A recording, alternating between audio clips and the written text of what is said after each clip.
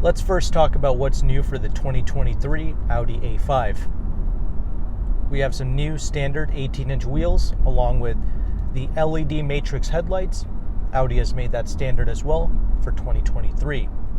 They've also shuffled around various options and they have implemented them in certain packages or trim levels. For instance, the Bang & Olufsen 3D audio system, that is now standard with the Premium Plus models of the A5s as well as the Prestige models. And just so you know, the base model A5 is a Premium Plus sits in the middle, and Prestige is the top trim level of an Audi product. Okay, and they've also made things like the adaptive cruise control part of the convenience package. And when you get a black optics package A5 like this, for 2023 they have blacked out more of the trim pieces with the black optics package. So if that's important to you, then 23 should be a good model year for you to select. This is a fully loaded A5 45 Sportback Prestige trim level, and it stickers for around $61,000. That is absolutely ludicrous. I do not recommend buying a fully loaded A5 because you can just pay $65,000 at that point and just get an Audi S5. I would suggest most people, if you're buying an A5, go with the 45 Premium Plus for around $54,000. That'll get you everything that you need for the most part. And if you're wondering what 45 means, this is the more powerful 4-cylinder option, okay? The base A5 is going to be the 40 trim level, and that's going to come with a 201 horsepower, 236 pounds-feet of torque 4-cylinder engine. You step up to the 45, now you get this 261 horsepower, 273 pounds-feet of torque 4-cylinder engine. This is what I recommend because, as you're about to see in the driving segment, this 4-cylinder is very quick indeed. I am really impressed with the way they have this set up. Let's go ahead and let's transition into this driving segment now.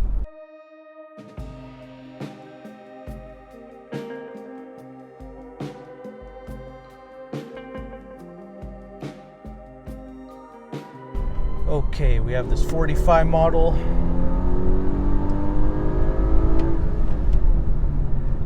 I don't know what it is, but I've noticed this with a lot of German car companies recently. They make some type of changes and updates without letting us know what they are.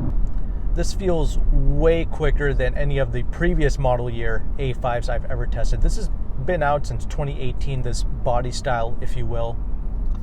But I remember in the past when you were at a stop like this and then you floored it, there would be a hesitation or a delay.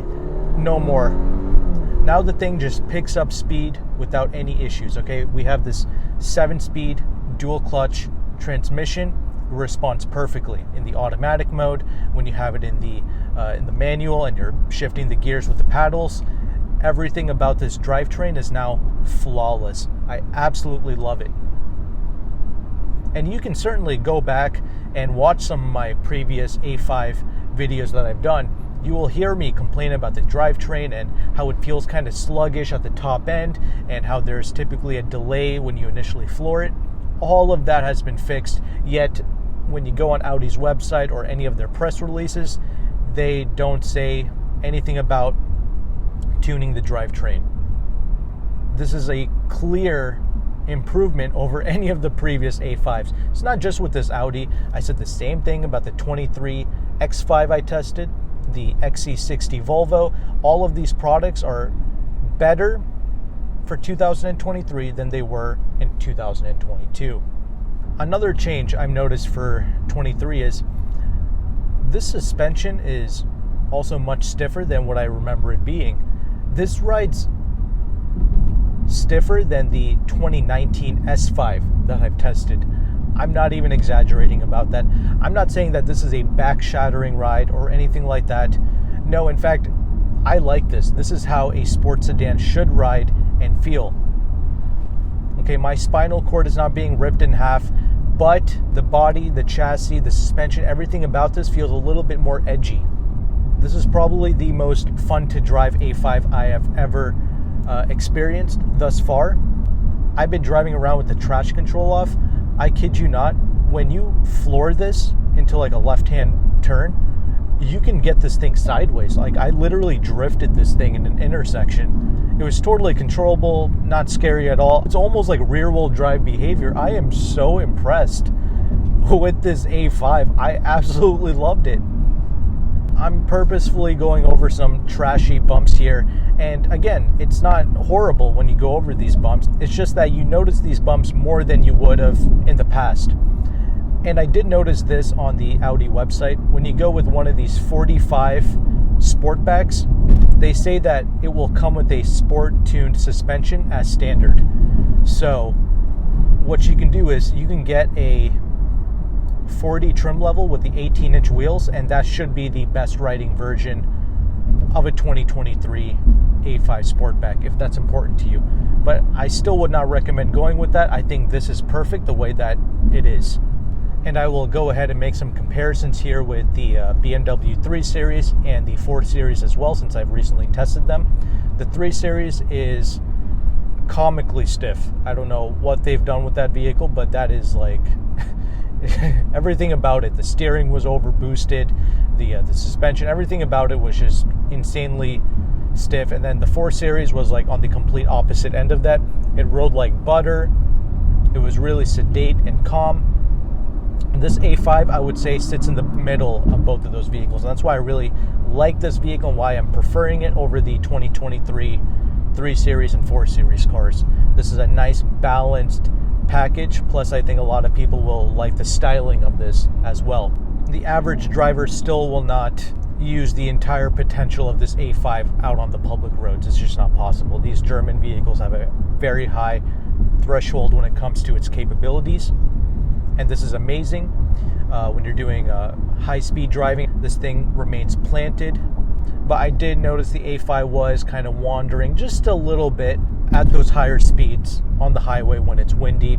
It's subtle, but I did notice it. I feel like some of the BMW products, they remain a little bit more solid and rigid at the higher speeds. Just something I noticed, but for your typical 75, 80 mile per hour driving on the highway, you should be just fine in the A5. And besides, you have an incredible quattro all-wheel drive system. It's just a fantastic daily driver with excellent fuel economy to boot.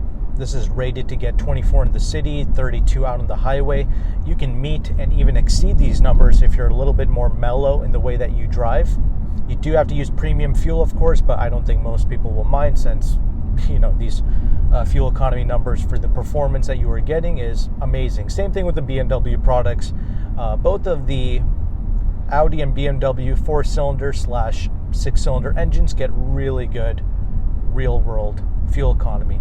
So you just bundle everything up and you put it in this stylish package like this A5. And yeah, this is a product that I can really recommend to a lot of people.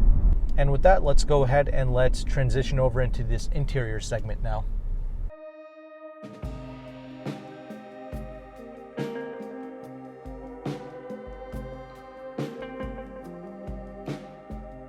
Okay, now that we are stopped, let's quickly talk about this interior space, because this is pretty much unchanged from some of the previous model years. One of the main things you have to understand is this is a very solid interior. There is no creaking or rattling going on here. With this S-Line package, we have this wonderful brushed aluminum. We also have a bit of suede on the door, and every car manufacturer's favorite, this piano glossy black plastic. They're using a bit of that as well near the door handles, on the dash, and of course this center console here. This perforated steering wheel feels amazing to grip onto, feels really high quality and premium. That's what I like the most here. Audi gives you these premium vibes, and this is not even the flagship product in their line, right? This is one of the lower end products that they make, A4s, A5s. Yet this still feels really good. Physical buttons, knobs, and switches for the HVAC. I like how all of this is completely separated from the infotainment screen. Shows you your temperature, your fan speed, etc. It's really well done. If you enjoy that, then get this 2023. The infotainment is really easy to use, and we also have here the wireless Apple CarPlay. I'm not sure if the Android Auto is wireless or not, but the screen is really quick to respond. It's easy to use, it looks elegant, and because this is one of the fully loaded Prestige models, you put the vehicle into reverse. We also have a 360 camera as well. We have the digital gauge cluster here, which also looks amazing, easy to use. And to complete the technology, we also have a heads-up display as well that shows you your speed. Seats are pretty comfortable in here. It could use a little bit more lumbar support for your lower back, but for the most part, this isn't terrible.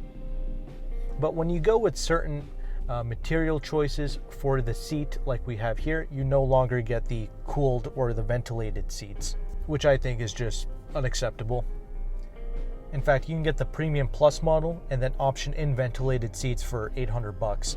So again, that's one of the reasons why I would rather go with the Premium Plus to get the optional ventilated seats, and you're still going to get the amazing Bang & Olufsen audio system, and this is worth it. This does sound really good, so I'm quite pleased with that. But some of the cons with this interior space, we have some really useless cubby spaces in here. There's no real place to put your cell phone. In fact, the only place to put your cell phone is in the center armrest here. That's where we have the wireless charging pad as well. At least it does work. But I guess the good thing is your phone is out of sight and you can't use it and you can't be distracted by it. So I guess that is a good thing. But once you put your phone in there, there's hardly any space to put anything else. The glove box is a decent size. We have a regular sunroof in here, and something else to note, I am 5'11". This is a rather low slung product, similar to the BMW 3 Series and 4 Series. It could be a little difficult for some people to get in and out of this, just so you know. And really the biggest con is going to be with the rear seats. There's hardly any space back there. You know, not too much legroom, not too much headroom. It's pretty constricted back there. Many people complain that seeing out of the back of these kind of sportback products is difficult. The rear windshield is okay. I would say that the side mirrors are a little bit on the small side. That's the only thing. But, you know, for the most part, this is easy to drive. It's not a big deal. I would say the biggest complaint is going to be for people sitting in the back. It's not very spacious, but you do have some air vents back there, and you do have heated seats in the back with this Prestige model. This vehicle really makes up for it with the trunk space though. You have SUV levels of trunk space, and that's the biggest highlight and one of the reasons why you want to go with a sportback like this. The spare tire is also in the trunk as well. That allows this vehicle to have regular tires on it, so it's very smooth. Got these Continental Pro contacts here. It's really sweet. On top of that, you can fold down the rear seats, and there you go. You have even more space to play with, and that's really the highlight here. You get this for you, okay? The owner, you enjoy it. You enjoy the way that it looks, the way that it drives, you enjoy the fuel economy, the features in here, and you enjoy the massive amounts of trunk space as well. And you have to completely disregard your passengers. That's how you enjoy this A5 Sportback. And with that established, let's go ahead and let's transition over into the conclusion segment now.